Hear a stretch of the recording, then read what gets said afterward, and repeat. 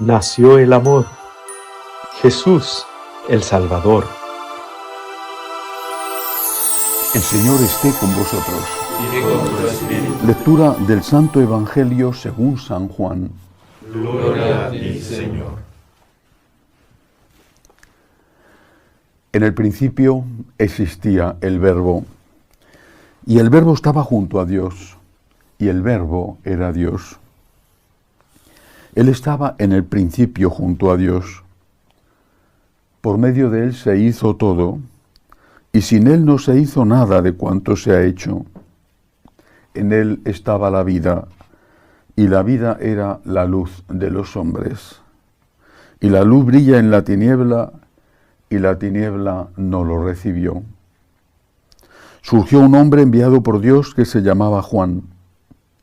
Este venía como testigo para dar testimonio de la luz, para que todos creyeran por medio de él. No era él la luz, sino que él daba testimonio de la luz. El Verbo era la luz verdadera que alumbra a todo hombre viniendo al mundo. En el mundo estaba.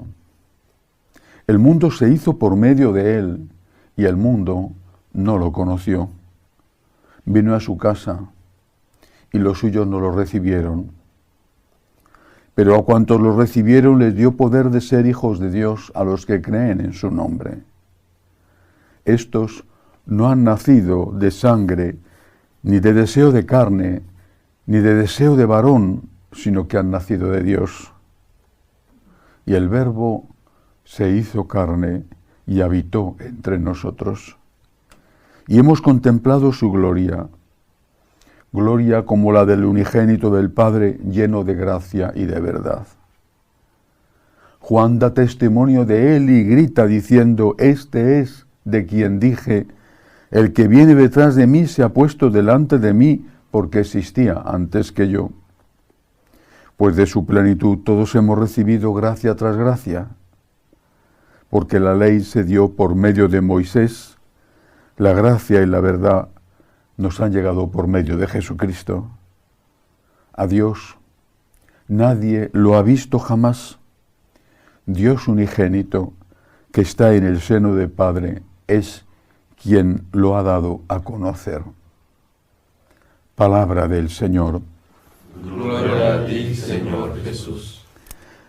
Lo primero que quiero decir es que es posible que a alguna persona le sorprenda que haya leído este fragmento del Evangelio de San Juan, los 18 primeros versículos del primer capítulo de ese Evangelio, el día de hoy. ¿Por qué?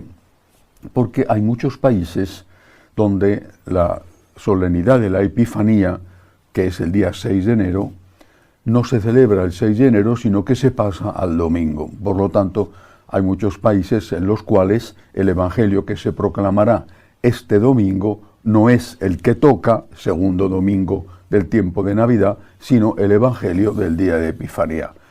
Quiero aclararlo porque quizá alguno después diga: pero usted ha leído un Evangelio diferente del que leyeron en mi parroquia. Eso se debe, repito, a que hay países donde la Epifanía no es día festivo, no es día de fiesta, por lo tanto la gente tiene que ir a trabajar, y la conferencia episcopal de esos países ha decidido pasar la Epifanía al domingo. Aclarado esto, quiero comentar algo sobre este texto. Estamos ante el prólogo del Evangelio de San Juan. Para mí es uno de los textos más tristes de todo el Evangelio. Por lo menos a la altura de la muerte de nuestro Señor y de la negación que hicieron de él los apóstoles, sobre todo San Pedro en casa de Caifás. ¿Qué dice San Juan? Como testigo y como creyente, ¿qué dice? Vino a los suyos y los suyos no le recibieron. Y esto es una tragedia. Pensemos en el pueblo judío, toda la vida esperando el Mesías. Llega el Mesías, no le reconocen y le crucifican. Es una tragedia. Y siguen esperando al Mesías. ¿Por qué?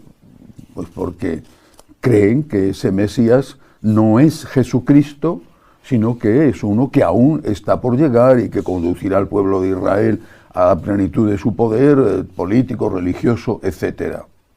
Es una tragedia. Pero creo que nos equivocamos si consideramos que esto hace referencia solo al pueblo de Israel. Los suyos hoy somos nosotros.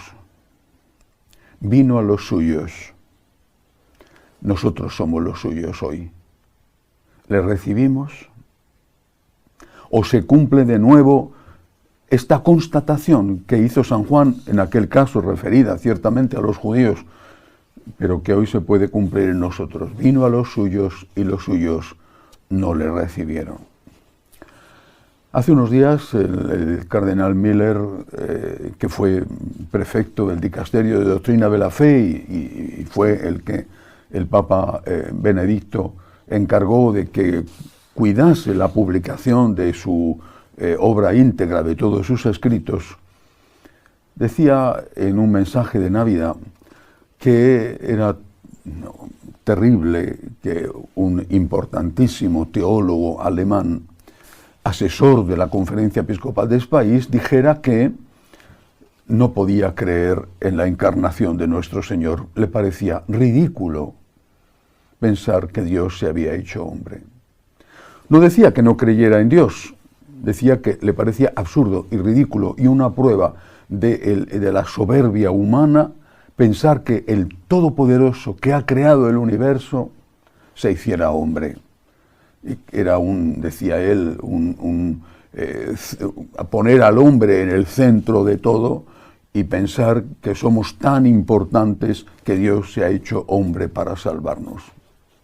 Negaba, por lo tanto, la encarnación, negaba, por lo tanto, la redención y, como consecuencia, negaba la divinidad de Jesucristo. Jesucristo fue un personaje importante, en fin, alguien que tenía una importancia moral, un mensaje importante, pero al fin un hombre. Con lo cual, evidentemente, las enseñanzas de ese hombre, Jesús, son enseñanzas humanas, algunas de las cuales tendrán vigencia, valor de pasados 2000 años, y otras son pasajeras porque son enseñanzas humanas ligadas a una cultura concreta y a un momento concreto de la historia. ¿Cuántos hay así? Decía el cardenal Miller, y no pasa nada, señores, no lo decía con estas palabras, decía, y sus obispos no intervienen, y no pasa nada. Asesor de la Conferencia Episcopal Alemana, teólogo influyente, profesor de teología moral, dice que no cree en la encarnación y aquí no pasa nada. A nadie se le mueve ni un pelo de la cabeza. No pasa nada. ¿Cuántos hay así? Que lo dicen, quizá menos. Que lo piensan, muchos. ¿Y cuál es la causa? La dice también San Juan en el texto de hoy. Voy a volver a leerlo. Dice, el Verbo era la luz verdadera que alumbra a todo hombre viniendo al mundo. Vino a su casa y los suyos no lo recibieron. ¿Por qué? Porque era la luz. Es decir, porque el mensaje incomodaba. A aquellos judíos les incomodaba el mensaje de que Dios se hubiera hecho hombre, porque para ellos Dios era tan elevado que no podían ni siquiera decir su nombre, usaban sinónimos, dado que decir el nombre de Dios lo consideraban una blasfemia. Era realmente el omnipotente, el lejano, aunque también reconocían que ese omnipotente era misericordioso, pero no al nivel de hacerse hombre. Pensaban que eso era algo propio de los paganos, cuyos dioses se hacían hombres para a veces secuestrar a una hermosa mujer, o tenían relaciones con mujeres y así daban a luz esas mujeres a semidioses. La mitología pagana está llena de ejemplos así. Para los judíos, la luz que es Cristo, era, lo dirá San Pablo, una locura. Para los griegos, dice San Pablo, la muerte de Cristo en la cruz era un escándalo. Y sin embargo ocurrió. ¿Y por qué no podía ocurrir? Cuando el ángel Gabriel se aparece a la Santísima Virgen y ella, después del interrogatorio sobre los medios para llegar al fin, le dice, aquí está la esclava del Señor, el ángel Gabriel termina diciendo, para Dios no hay nada imposible. ¿O es que vamos a ser nosotros, pequeños gusanitos de Jacob, diminutas criaturas en el contexto del universo casi infinito, vamos a ser nosotros quienes vamos a decirle a Dios lo que puede y no puede hacer? Lo que hay que hacer es creer en Cristo por las pruebas que Cristo dio, su enseñanza, sus milagros, su muerte como ocurrió y su resurrección. Creer en Cristo. Y una vez que creemos en Cristo, caer de rodillas, precisamente por el mismo motivo por el cual los otros no creen posible la encarnación. Porque si la encarnación se ha producido, es para vivir eternamente de rodillas ante Dios. Si te parece sorprendente e imposible que Dios se haya hecho hombre, ¿qué te tiene que parecer si de verdad se ha hecho hombre? Si de verdad ha muerto para salvarnos a los hombres, si de verdad ha resucitado para abrirnos las puertas del cielo, ¿qué te tiene que parecer? Un acto de amor tan infinito como es infinito Dios. El infinito poder es también el infinito amor. Y delante de eso, de rodillas, agradecimiento. Pero ¿cuál es la causa de que esto no se acepte? ¿Es un problema de concepción filosófica? Creo que se desbarata con esto que acabo de decir. Si Dios existe y lo puede todo, ¿por qué no va a poder hacer eso? ¿Quiénes somos nosotros para decirle a Dios lo que puede y no puede hacer? Hasta ahí hemos llegado. Eso sí que es soberbia. El problema no es ese. Esa es la retórica, la excusa. El problema no es ese. El problema verdadero es la luz. La luz. En periodismo se dice, cuando llega alguien con malas noticias, hay que matar al mensajero. Eso fue lo que ocurrió y lo que sigue ocurriendo. Hoy ya no pueden crucificar a Jesucristo porque ya le crucificaron y resucitó. ¿Cómo crucifican de nuevo a Jesucristo? Diciendo, no existió, es un mito. Diciendo, bueno, existió, pero es solo un hombre, nada de Dios, eso es imposible, eso es absurdo, eso es irracional, es un hombre y por lo tanto sus enseñanzas son enseñanzas humanas que podemos aceptar en todo o en parte, pero nunca son enseñanzas divinas. Es la nueva crucifixión a Jesucristo. ¿Y qué tenemos que hacer nosotros? Lo dice también el evangelista en el prólogo. Después de haber dicho, vino a su casa y los suyos no lo recibieron, añade, pero a cuantos lo recibieron, les dio poder de ser hijos de Dios, a los que creen en su nombre. Y el Verbo, sigue diciendo, se hizo carne y habitó entre nosotros. Y hemos contemplado su gloria, gloria como del unigénito del Padre, lleno de gracia y de verdad. Lo que tenemos que hacer es aceptar que el amor lo puede todo. Si Dios es amor, ¿por qué no va a poder amar hasta el extremo? Lo dice también el Evangelio. Habiendo amado a los suyos, los amó hasta el extremo. Los santos, cuando contemplan la encarnación, la crucifixión, la Eucaristía, dicen que eso es una locura de amor.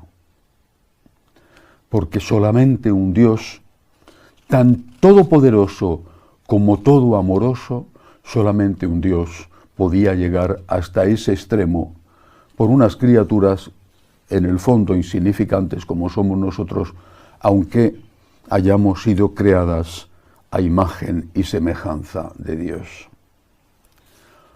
Si Dios es el Todopoderoso y es el Todo Amoroso, lo que nosotros debemos hacer es convertirnos en los todo agradecidos, de rodillas ante el misterio del amor de Dios, ante la grandeza del amor de Dios, y aceptar con humildad las enseñanzas que ese Dios todopoderoso y amoroso, esa luz plena, esa sabiduría infinita nos ha traído.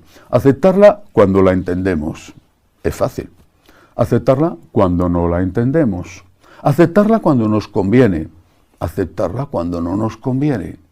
Aceptarla cuando no nos cuesta. Y aceptarla, sobre todo con sus enseñanzas morales, cuando es difícil. Vino a los suyos, que somos nosotros. Vino a los suyos. ¿Qué vamos a hacer? Negar su divinidad porque no nos interesa su mensaje, que es la luz y pone de manifiesto nuestra oscuridad. Negar su divinidad o decir, Señor, yo creo en ti, yo confío en ti y yo quiero obedecerte y amarte a ti, como María. Que así sea.